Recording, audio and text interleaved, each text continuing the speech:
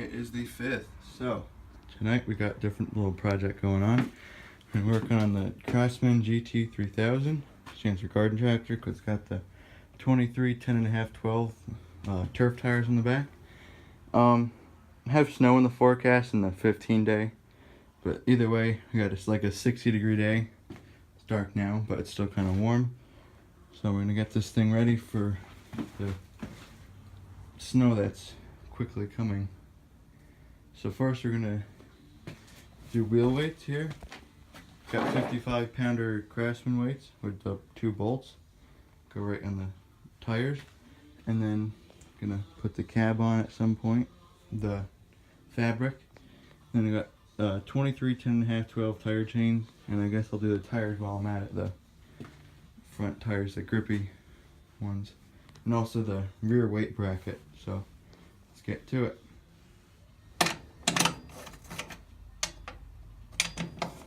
So this here's the bagger mount we're taking off. Didn't even put the bagger on it this year, since I have one on zero turn now. And this only has a 46-inch 3-blade deck. We did have the deck on it, and we cut a little bit, not much.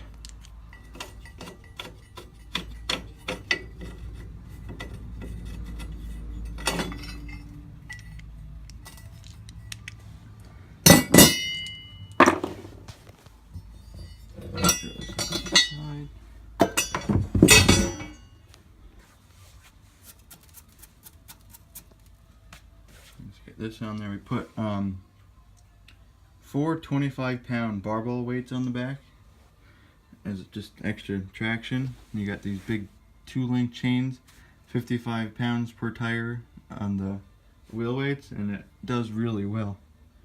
It's almost invincible. It's got a 6-speed with high-low range, and has reverse as well. What else does it have?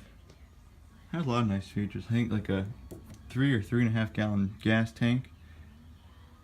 So it's a pretty nice tractor. It's like a 98, I believe. Got a 22 horse V-twin under the hood. Kohler Command, I believe. With the hydraulic lifters. It's a nice machine. Let's get this thing mounted now. Now I'm sure many of you are wondering, if I'm saying this is such a reliable machine, why was it down last winter and not being used? Well, the answer to that was it got too cold too fast, and that 46-inch 2-stage snowblower was in the back corner. I know it's a mess in here. Back there and buried and stuff, and didn't feel like ever getting it and pulling everything out in the middle of winter. So we just never used it.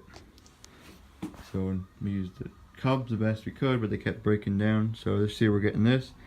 Blower's been on there since somewhere in October, November.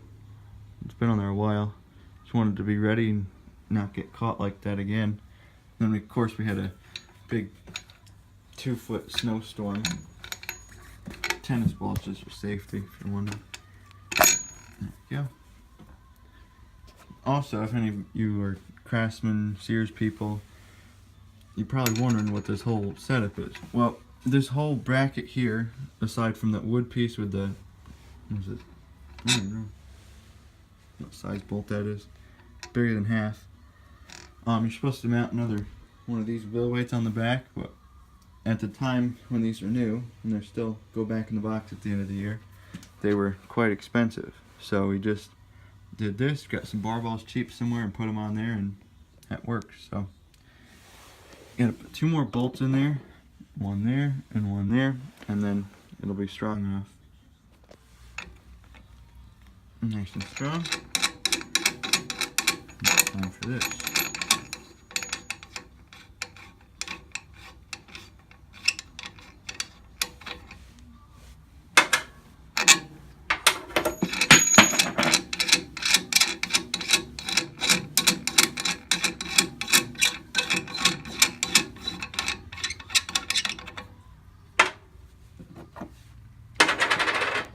Put the weights on.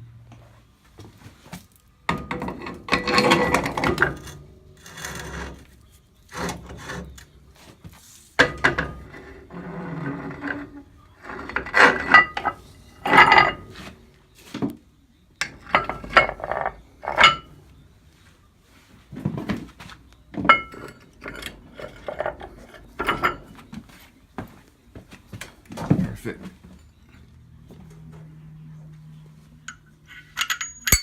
Big washer.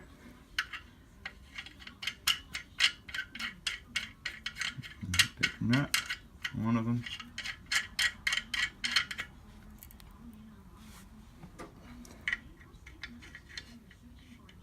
Let's get a socket in there first. Double nut those so they don't come off. Put tennis ball on there. There you go. Tennis ball's there. If you haven't hit your knee, a little cushion didn't want to hurt so bad. So, logic behind everything. Now I'm sure you all know how to put wheel weights on. At least I'm sure most of you do. If not, I'm going to show you right now. First, get your bolts. They're 1/2 inch. I'm not sure exactly how long. Make sure you could get them through and still have threads on the back. Definitely want a 6-lug one on this. Because what you can also do, since you have square holes in there, is get a 1/2 inch thing with a carriage head on it, like that one. These are actually official IH bolts. You could put the carriage in through the back and then put the weight on it, but it's kind of hard to do with these ones because they're so heavy, but it's possible. So what I have on here, you have a regular washer. These are going in from this way, and then a lock washer, and then just a regular old nut. So let's get it held up against the wheel or rim there.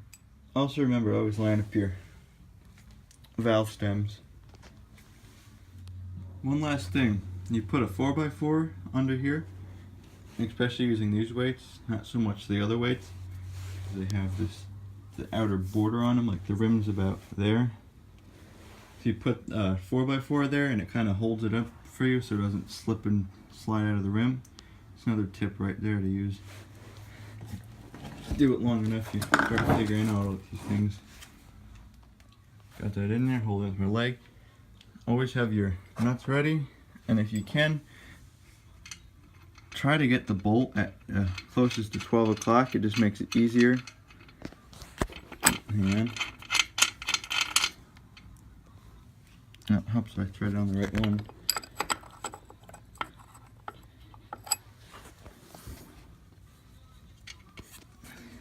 Trying to put on a wheel bolt there. That's just not going to work. And I'm doing it again.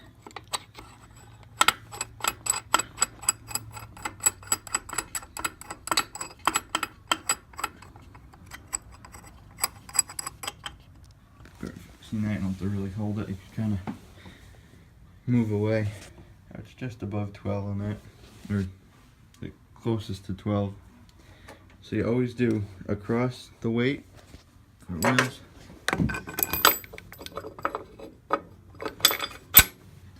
Tap in and a nut. Now I typically use an open end wrench on the back, and it just happened to get stuck.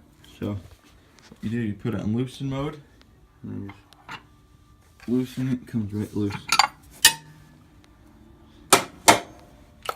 You just want it snug, you don't want to kill the weight. I'll go ahead and do the other side so you don't have to wash and be bored. Now that side's on nice and snug.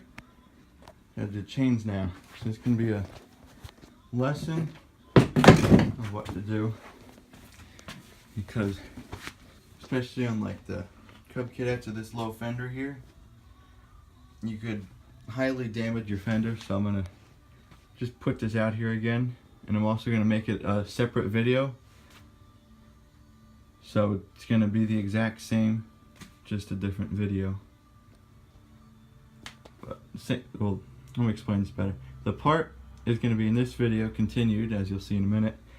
As well, I'm gonna put it in another video just as that subject.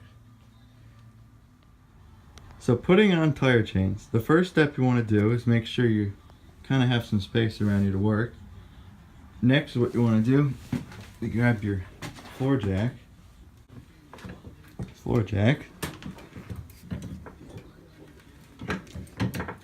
And jack is a little bit off the ground. And you want to deflate the tire as much as possible, and that's to so you're able to get the tightest grip on your chains, so they in turn don't get loose and swing up and catch your fender and pull that down or cause a lot of damage. So this one's already low, drop it more, as well as that one on that side, and I'll show you what the next step is. So now that the air is out of that tire, we're gonna actually put that valve kit back on real quick.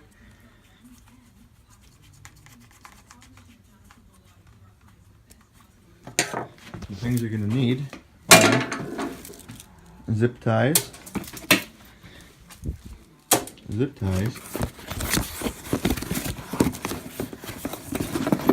1 foot, or I think they're actually 10-inch, the black bungees, which are the heavy duty type. You're gonna need 3 to 4 of those per tire, so that's 6 or 8 if you're doing the both sets, sides. And then of course you're also going to need your tire chains to the correct size tire that you have. So these are 23, 10.5, 12 tires. So we have 23, 10.5, 12 chains.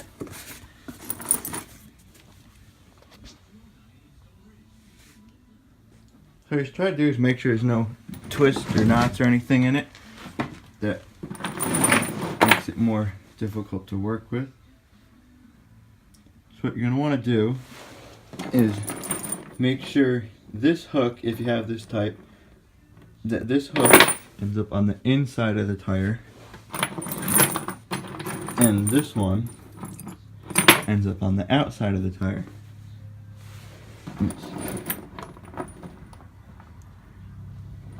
Remember if those are inside or not. I think those are right. Yeah. So also, when you have these over it, you want to make sure that the flat part goes against the tire and those ones stick out.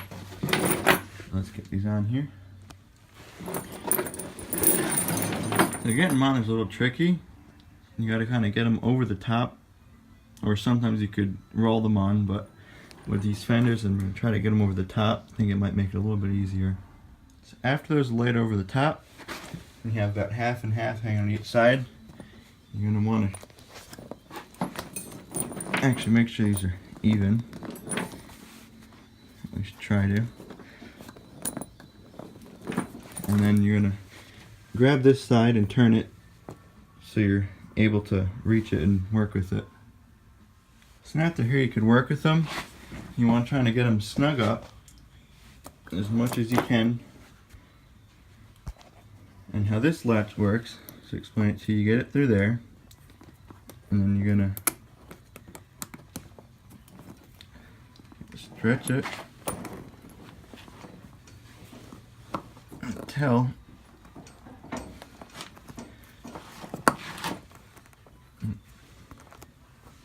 you're able to get it back under here. Put it down for a sec. Until you get it like that. That's how you're gonna want it there. But you should be no closer than the second link. If not, you should try to get on that link, or even that fourth one there. On the back I have it too. I'm going to try to get one more. You got to make sure they're nice and snug. And it's the whole thing about these. You want them snug. You don't want them loose. Now I'm on a second link. I just struggled to get that on. So you're also going to have is either your front wheels chocked, or since I have the snowblower, just drop that down and put it in neutral so you can spin the tires. And just want to spin it so it'll hopefully get some of that slack out. A little more. What's up? Don't be stupid. Don't stick your feet or hands under here. If it does fall off, then you're likely you could get crushed.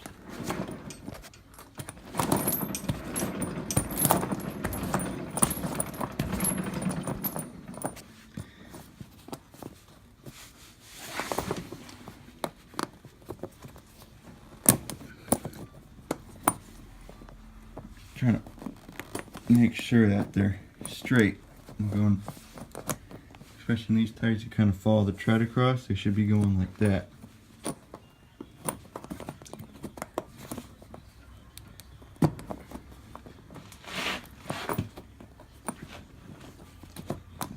for all these tires and keep shifting them up, and they can slack. So you could go and retighten them yet again. You see, look how loose those are. They should be real tight.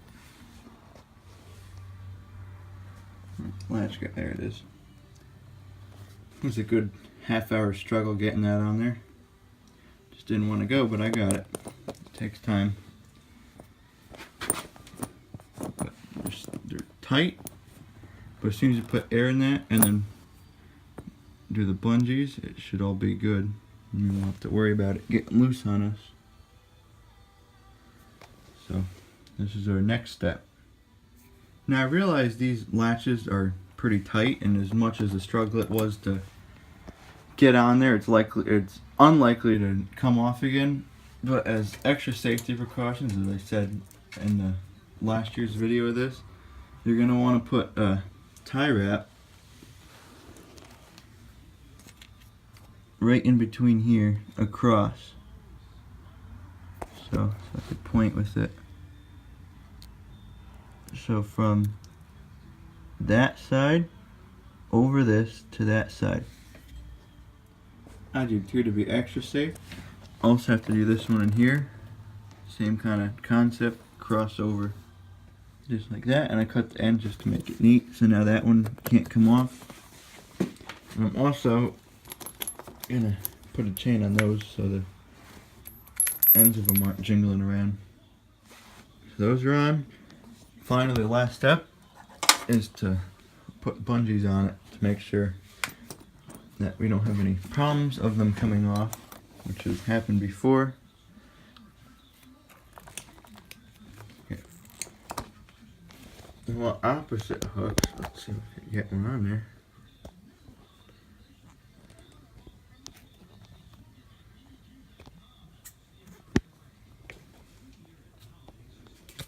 There we go. Oh, I don't know what I did.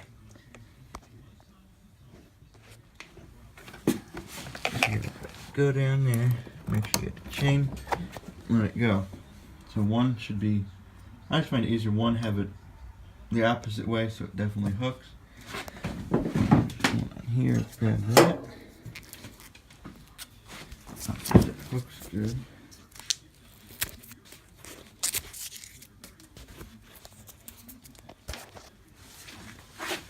And across, actually, never block your valve stem if you can help it, because then you have to take chains off, or the bungees off every time you have to fill up a tire.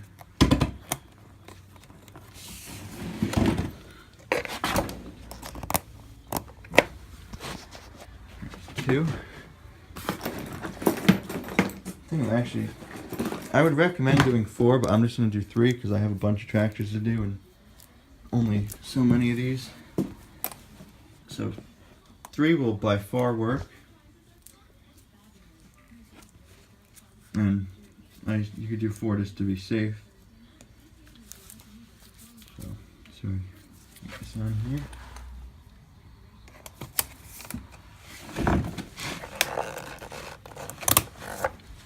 So now when you come to these, you can barely move them. And I'm really pulling, don't really want to do much, so that'll definitely, the chain, or what do you call them, bungees will definitely keep the extra tension on them to make sure they don't get loose and to make sure that latch doesn't get loose. So that's how you properly put on a tire chain. Down to the other side, but now that that side's done, I have to do this side. First, got to pump up this tire here because I had to dump every last pound of air out of it to get those chains on. That third link didn't want to. There's it. This one was a struggle to get on there. Hopefully, the other side won't be as difficult because the tire had a roundness to it. Because this one has a tube, the other one doesn't. So the tube didn't want to deflate all the way, so it had a roundness to it. Well, this tire's already flat. So see if we can pump this tire up before we push the valve in the tire, because that would suck.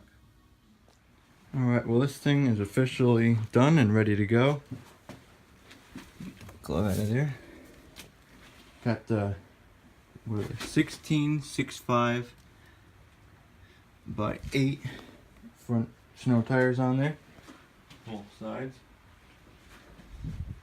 Blower on, got the windbreaker cab on, got tire chains on, both sides tight, air 15 pounds in each tire, 3 bungees on each side and weights, and the big weight on the back, and it is ready to go.